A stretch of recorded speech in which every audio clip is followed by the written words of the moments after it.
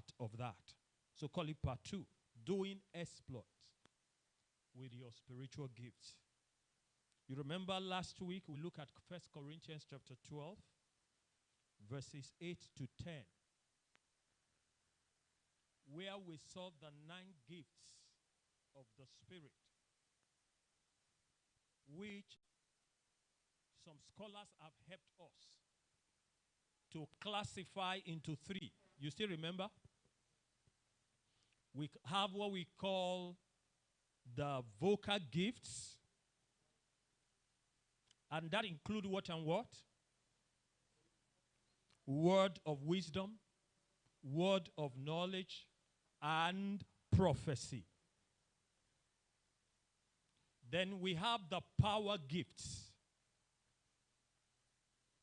And those are what?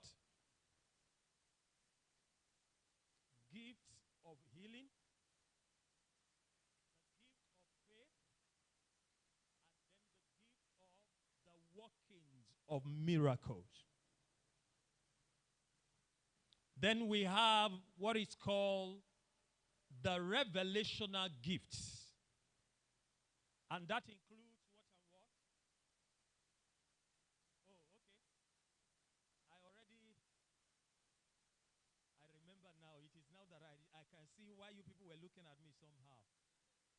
Okay, let's retrace our step back then. You know, vocal gifts are what? Prophecy, tongues, and interpretation of tongues. So sorry, for that mix up. Okay?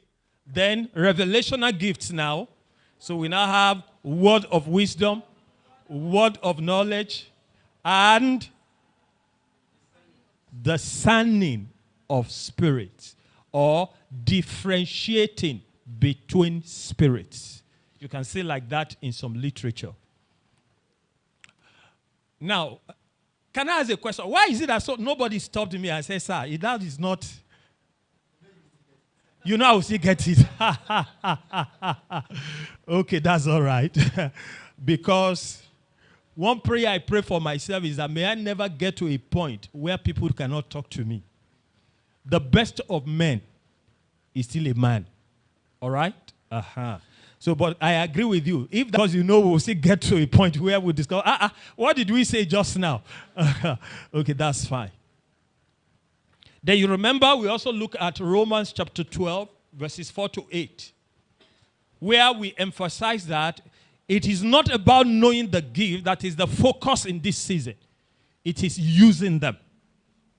And the Bible began to say to us, if yours is teaching, he said, teach. Somebody is, forcing and compelling or manipulating you. And on and on and on. And then you remember we look at the story of a young schoolgirl who unfortunately were there to do ministry. In fact, there is the next paragraph to where I stop reading.